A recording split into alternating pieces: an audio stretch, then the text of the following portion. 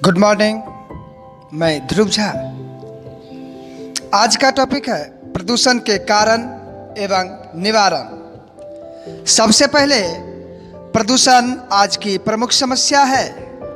महानगरों में प्रदूषण इस सीमा तक बढ़ गया है कि लोगों के लिए सांस लेना भी दुर्लभ हो गया है। यदि प्रदूषण पर समय रहते अंकुश न लगाया गया तो यह समस्या अत्यंत भयावह रूप धारण कर लेगी। आवश्यकता इस बात की है कि लोगों को इस संबंध में सचेत एवं जागरूक किया जाए। प्रदूषण का अर्थ प्राकृतिक असंतुलन का ही दूसरा नाम प्रदूषण है।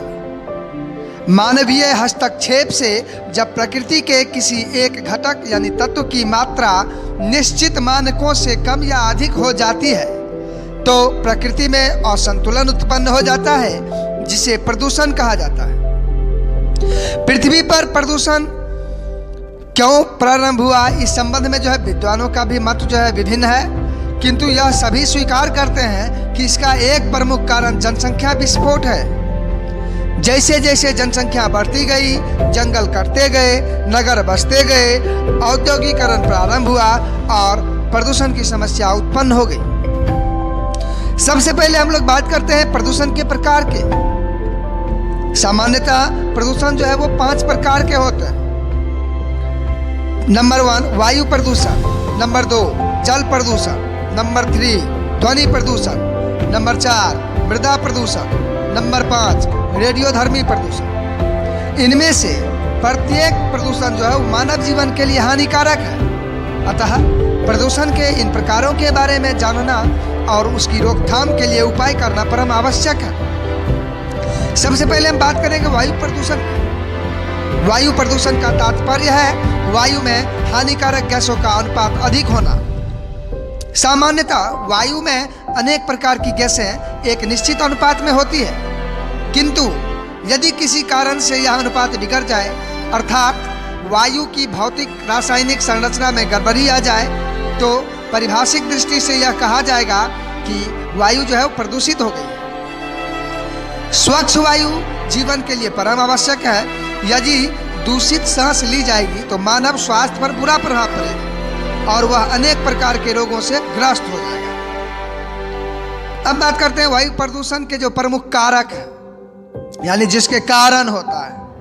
उसमें औद्योगिकरण और वृक्षों का कटना, उद्योग धंधों के विकास के साथ साथ जहरीला धुआं, उगलती चिमनियाँ प्रतिदिन लाखों टन कार्बन डाइऑक्साइड और सल्फर गैस डाइऑक्साइड जैसी गैसें वायुमंडल में मिला रही है। कार्बन मोनोऑक्साइड गैस भी जहरीली है, जिससे सांस लेने पर आदमी का दम घुट जाता है। और कोयला जलने से यह गैस पर्याप्त मात्रा में बनती है, जो वायु को प्रदूषित करती है। अब बात करते हैं वायु प्रदूषण के रोकथाम की। तो सबसे पहले पेड़ पौधे वायु प्रदूषण को रोकने में सर्वाधिक महत्वपूर्ण भूमिका का निर्वहन करते हैं। वृक्ष कार्बन डाइऑक्साइड जैसी हानिकारक गैस को वायुमंडल से सोख लेते हैं और हम लोगों के लिए जो उपयुक्त ऑक्सीजन गैस है उसको वो निकालते हैं। जितने अधिक वृक्ष एवं हरियाली होगी उतना ही वायु प्रदूषण कम होगा। वायु को स्वच्छ बनाए रखने के लिए यह भी आवश्यक है कि जंगलों की कटाई बंद कर दी जाए और प्रत्येक व्यक्ति वृक्षारोपण में सक्रिय योगदान करे। इस संबंध में जन जागृति की आवश्यकता है। लोगों को प्रदूषण के बारे में बताकर इसके निवारण हेतु शिक्षित करने की अत्यधिक आवश्यकता है। यह कार्य वह सरकार, संचार माध्यम, स्वयंसेवी संस्थाओं एवं विद्यालयों का है कि वे प्रदूषण के बारे में लोगों को समय से सचेत करें। लेकिन हमारे यहाँ क्या है, स्कूलों में भी सिखाया जाता है, लेकिन दिक्कत ये है कि उसको बोलने कौन जाएंगे, क्योंकि एक अगर बोलते हैं तो पीछे से 3 अपोज करते हैं। लेकिन फिर भी देश में वो तेजी से औद्योगिकरण हो रहा है, सड़क यातायात में वृद्धि हो रही है।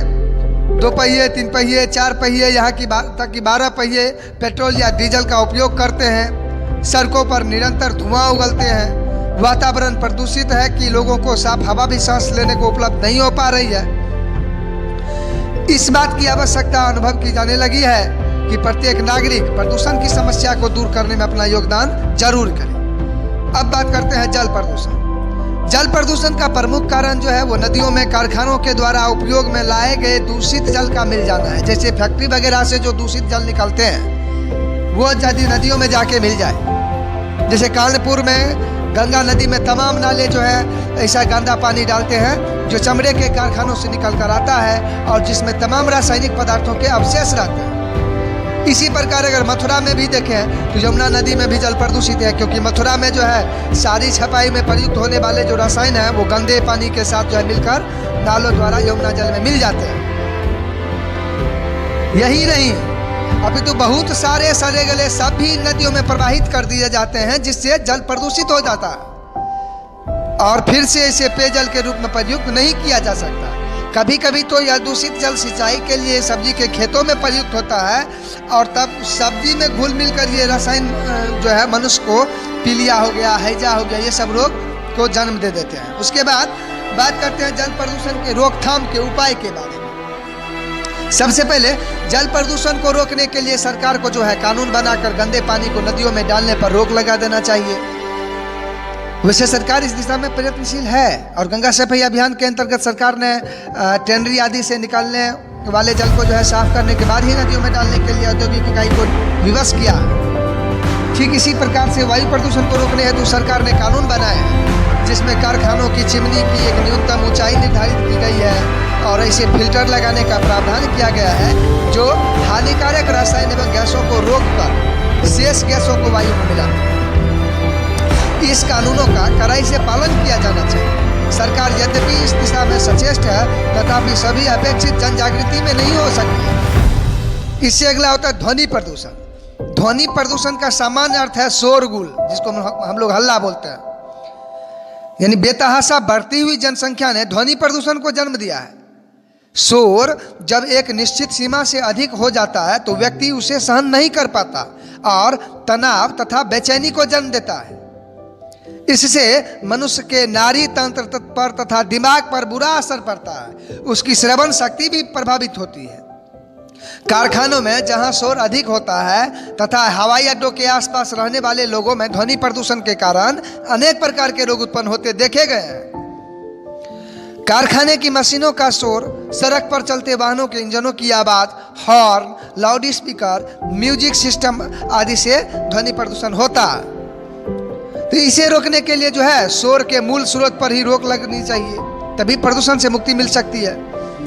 अगला आता है मृदा प्रदूषण। मृदा प्रदूषण का अर्थ है मिट्टी में दूषित रसायनों का मिल जाना।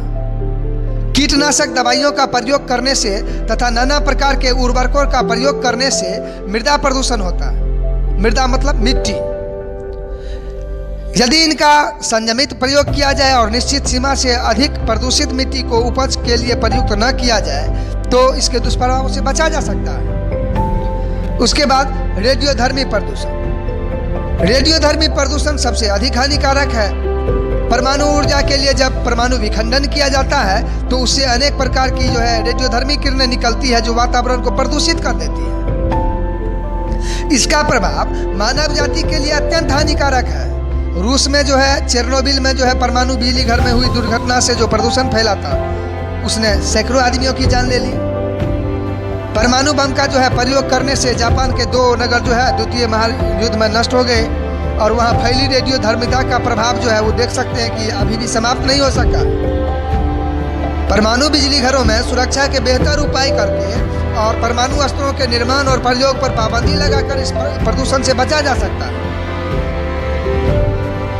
प्रदूषण का तो प्रमुख कारण है औद्योगिकरण की तीव्र गति एवं वैज्ञानिक प्रगति। जैसे जैसे जनसंख्या वृद्धि हो रही है वैसे वैसे हमें अधिक कृषि उत्पादन की आवश्यकता पड़ रही है। फलतः जंगल काटे जा रहे हैं, खेतों की भूमि का विस्तार हो रहा है। नए घरों को बनाने के लिए इमारती लकड़ी चाहिए जिससे वन संपदा का नाश हो रहा है। औद्योगिकीकरण के लिए कोयले का प्रयोग अधिक हो रहा है जिससे आसमान में धुआं उगलती चिमनियाँ जो है वायु को प्रदूषित कर रही है। नदियों में हानिकारक रसायन मिलने से जल प्रदूषित हो रहा है। उधर कीटनाशक दवाई और रासायनिक खादों के प्रयोग से जो है मिट्टी को प्रदूषित कर दिया गया है। इधर पेट्रोल डीजल इंजन वाहनों से निकले धुएं जो है वो जो है लोगों का सांस लेना दुर्लभ कर दिया है। उधर परमाणु ऊर्जा से होने वाले हानिकारक रेडियोधर्मी प्रदूषण ने भी वातावरण को जहरीले बना रखा है। मशीनों को की शोर ने और दिन भर चलते यातायात ने जो है आदमी की जो है शांति को भंग कर दिया। तो ओवरऑल अब हम बात करेंगे प्रदूषण से बचने की। तो सबसे पहले जो है सरकार को कुछ कानून बनाकर लोगों को प्रदूषण फैलाने से रोकना चाहिए और इस कानून का उल्लंघन करने वाले पर कड़े दंड का प्रावधान हो। नंबर 2, अधिक से अधिक वृक्षारोपण किया जाना चाहिए। नंबर 3, हरे पेड़ों एवं जंगलों की कटाई पर अंकुश लगाया जाना चाहिए। नंबर 4, उद्योगों को प्रदूषण रोकने वाले यंत्र लगाने पर ही लाइसेंस दिया जाना चाहिए। नंबर 5, नदियों में प्रदूषित पदार्थों को मिलाने वाले उद्योगों पर रोक लगाया जाना चाहिए। नंबर 6, परमाणु रिएक्टरों में कड़ी सुरक्षा व्यवस्था की जाए जिससे रेडियो एक्टिव प्रदूषण ना फैले। नंबर 7, कीटनाशक दवाइयां और रासायनिक खादों का उपयोग कम से कम किया जाना चाहिए। नंबर 8, पेट्रोल और डीजल चालित वाहनों को धीरे धीरे बंद करके सीएनजी और बैटरी चालित वाहनों को महानगरों में चलाया जाना चाहिए। नंबर 9, जन जागरण द्वारा प्रदूषण की रोकथाम हेतु सतत प्रयास किया जाना चाहिए। भारत सरकार ने प्रदूषण की रोकथाम के लिए सन 1974 एवं 1981 में कुछ कानून बनाए थे और पर्यावरण मंत्रालय भी इस दिशा में सचेष्ट है। तथापि प्रदूषण की रोकथाम करना प्रत्येक नागरिक का कर्तव्य है। विकास की गति को जारी रखते हुए यथासंभव प्रदूषण से बचा जाए, यही हमारा प्रयास होना चाहिए।